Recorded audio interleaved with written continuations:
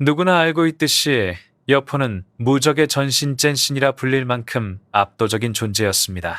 유비, 관우, 장비 세 사람을 한꺼번에 상대하면서도 여유를 잃지 않았던 남자죠. 하지만 그런 여포조차 두려워했던 사람이 있었을까요?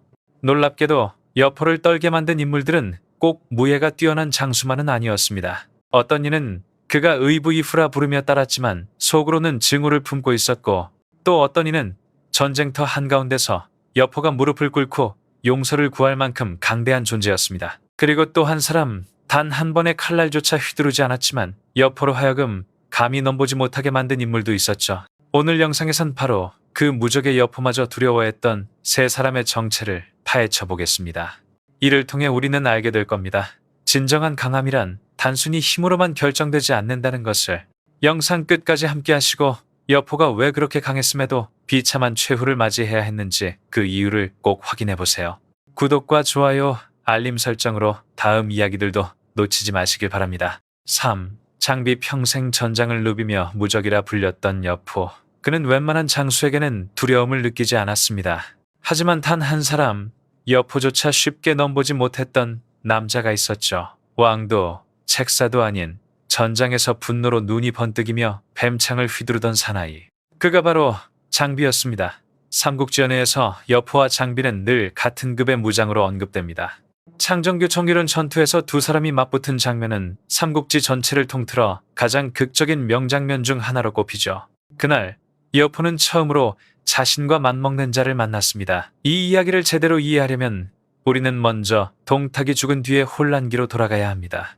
여포는 주인을 잃은 채 여기저기 떠돌며 원술에게 몸을 의탁했다가 배신했고 결국 유비에게로 가 도움을 청했습니다.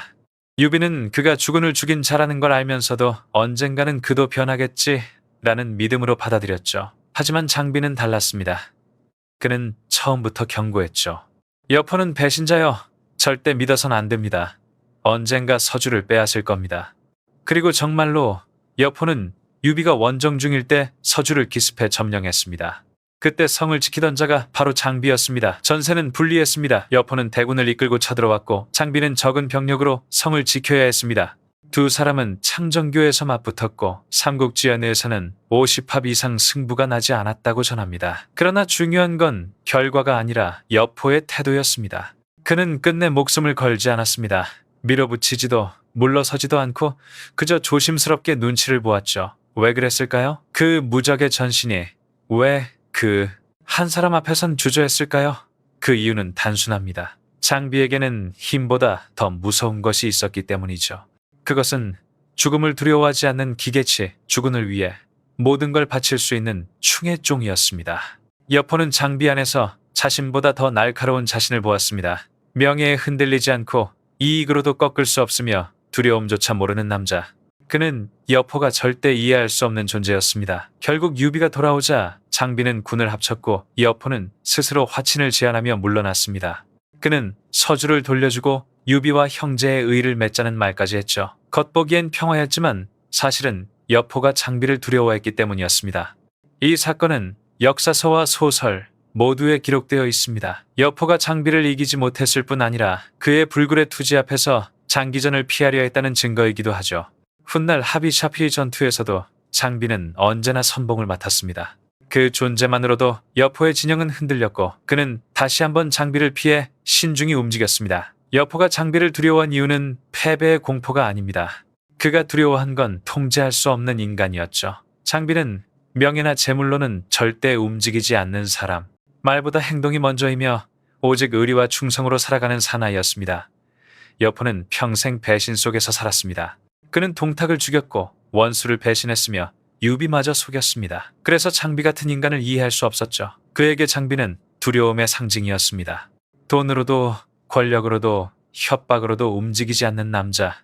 그것이 바로 여포가 느낀 심리적 공포였습니다. 육체의 두려움이 아니라 본능적인 경외. 자신이 절대 가질 수 없는 순수함 앞에서 느낀 두려움이었죠.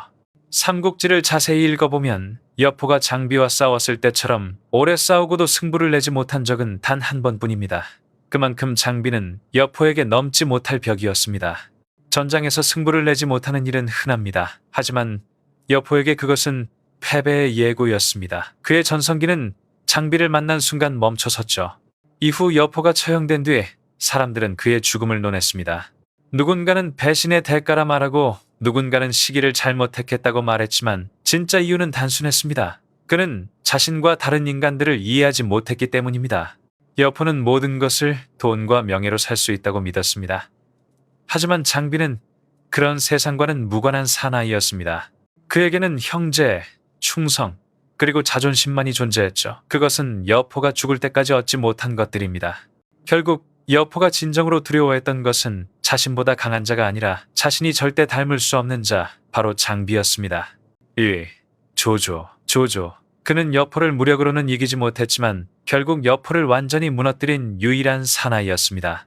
칼이 아닌 지략으로, 싸움이 아닌 냉철함으로, 그리고 여포 자신도 인정하지 못했던 두려움으로 말이죠.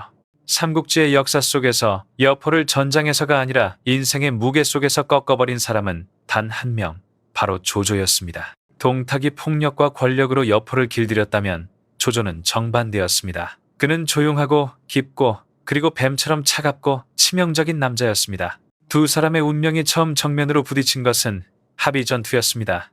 당시 여포는 서주를 점령하고 스스로 군주가 되어 있었습니다.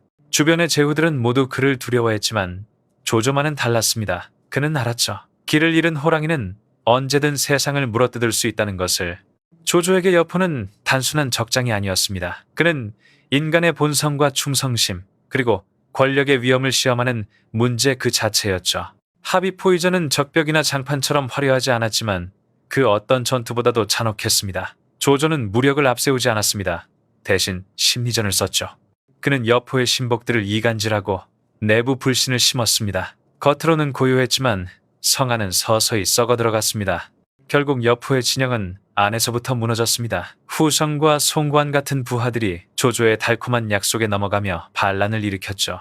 마지막 며칠 동안 여포는 모든 것을 의심했습니다. 부하를 감시하고 군량을 통제하며 심지어 자신의 손발을 묶어버렸습니다. 그 공포가 결국 그를 멸망으로 이끈 것이죠. 밤이 깊던 어느 날 성문이 열리고 조조의 군대가 들이닥쳤습니다. 내부의 배신과 외부의 공격 여포는 속수무책이었습니다. 그는 더 이상 싸우지 않았습니다. 칼을 휘두르지도 소리치지도 않았습니다. 그저 포박당한 채로 고개를 숙인 채 조용히 숨을 골랐습니다. 그 눈에는 분노보다 더 깊은 무언가, 패배를 넘어선 허무가 깃들어 있었습니다. 그리고 드디어 두 사람은 마주했습니다. 전신과 가눈캔 모두가 숨을 죽였죠. 조조는 여포를 보며 미소 짓지도 않았습니다. 승리자의 얼굴이 아니라 이미 영혼이 꺾인 맹수를 바라보는 눈빛이었습니다. 여포는 무릎을 꿇었습니다. 그는 말했다. 조공 저공 저를 거두어 주신다면 목숨 바쳐 섬기겠습니다. 그 말 속에는 간절함보다 더 깊은 두려움이 담겨 있었습니다. 하지만 조조는 흔들리지 않았습니다. 그는 동탁도 원술도 유비도 아니었습니다. 감정이나 연민에 휘둘릴 인물이 아니었죠. 조조는 배신의 공포를 누구보다 잘 아는 남자였습니다. 그는 알았습니다. 여포를 살려두는 것은 내일의 재앙을 남기는 것임을. 그때 옆에 있던 유비가 조용히 속삭였습니다. 그는 주인을 3번 배신한 자여 살려두면 후환이 클 것입니다. 그 한마디가 여포의 운명을 결정지었습니다. 조조는 고개를 끄덕였습니다. 그단 한 번의 끄덕임이 전설을 잘라냈습니다. 그리고 칼날이 떨어지던 순간 여포의 시대는 끝났습니다. 그러나 그보다 더 잔혹한 건 조조가 여포를 죽인 방식이었습니다. 피를 흘리지 않고 감정조차 남기지 않은 죽음. 그는 여포의 몸이 아니라 자존심을 베었습니다. 그것이 진짜 두려움이었죠. 여포는 평생 힘으로 세상을 지배했습니다. 하지만 조조는 힘이 아닌 지성으로 그를 무너뜨렸습니다. 그는 여포의 본질을 꿰뚫어봤습니다. 충성도 없고 뜻도 없으며 욕심 많고 교만하고 결국 스스로를 믿지 못하는 남자라는 걸. 그래서 여포는 조조 앞에서 무너졌습니다. 칼이 아니라 진실 앞에서. 이번에는 그 어떤 기회도 변명도 없었습니다. 그는 처음이자 마지막으로 완전히 작아졌습니다. 조조는 여포를 죽인 것이 아니라 그의 존재 이유를 지워버렸습니다. 그것이 바로 여포가 조조를 가장 두려워했던 이유였습니다. 조조는 유능한 책사도 인자한 군주도 아니었습니다. 그는 냉철한 현실주의자였죠. 하지만 그 냉정함이야말로 수많은 영웅을 무릎 꿇게 만든 진짜 무기였습니다. 여포는 그 중 하나였습니다. 수백의 전장을 이긴 사나이였지만 단 한 번 인간으로서의 싸움에서 패배했습니다. 그때 여포가 마주한 건 힘이 아니라 통찰이었습니다. 만약 동탁이 여포를 공포로 묶었다면 조조는 그를 이해로 무너뜨렸습니다. 그리고 그날 이후 여포는 단 한 번도 다시 일어서지 못했습니다. 1.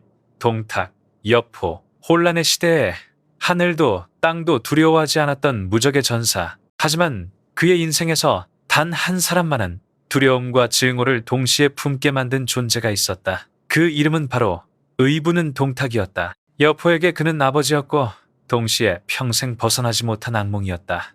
젊은 시절 여포는 정원 밑의 장수로 뛰어난 무예를 지녔지만 아직 이름을 떨치지 못한 존재였다. 그러던 어느 날 권력을 쥐고 천자를 조종하던 동탁이 정원을 죽이고 병권을 장악했다. 그날 이후 여포의 운명은 완전히 뒤바뀌었다. 동탁은 여포를 보고 말했다.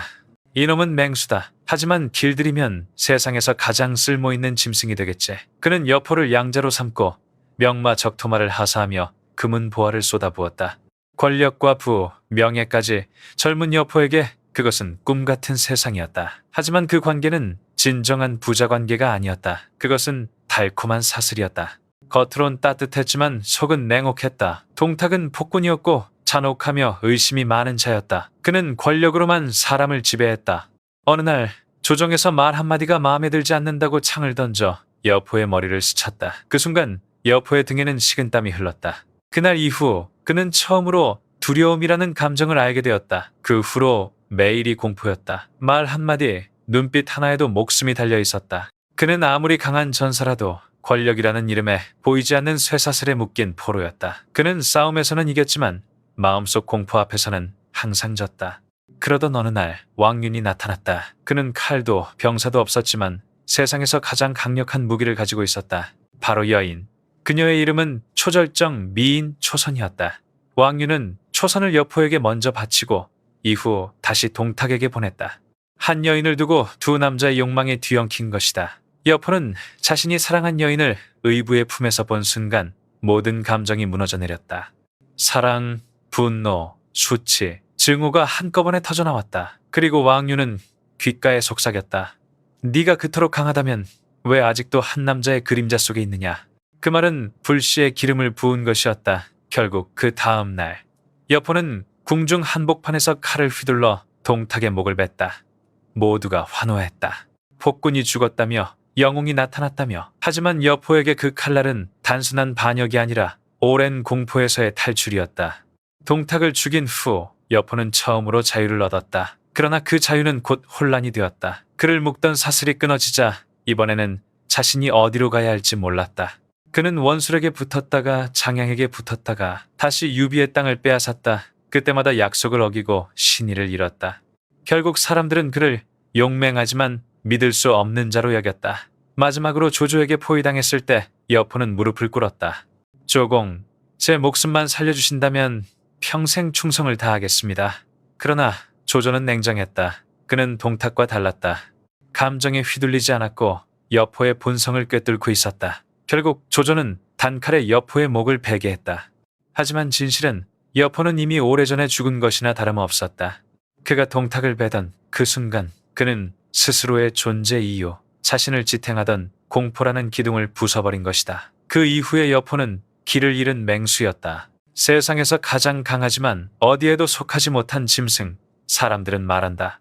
여포는 동탁을 죽인 것을 후회했을까? 아니, 그는 후회하지 않았다. 하지만 그는 두려워했다. 이 세상에 자신을 통제할 자가 더 이상 없다는 사실을. 그에게 동탁은 공포의 상징이었고 동시에 자신을 존재하게 한 그림자였다. 결국 동탁은 여포의 가장 깊은 곳을 꿰뚫은 자였다. 권력에 대한 욕망, 자존심, 그리고 제어할 수 없는 충동.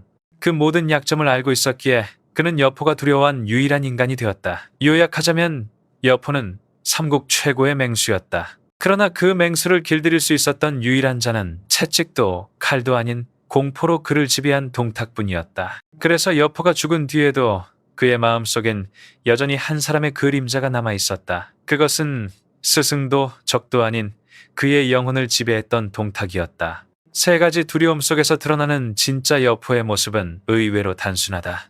압도적인 힘을 가졌지만 그 힘을 바칠 주인을 찾지 못했고 싸울 이유도 지켜야 할 믿음도 없었던 남자. 그것이 바로 여포의 치명적인 약점이었다.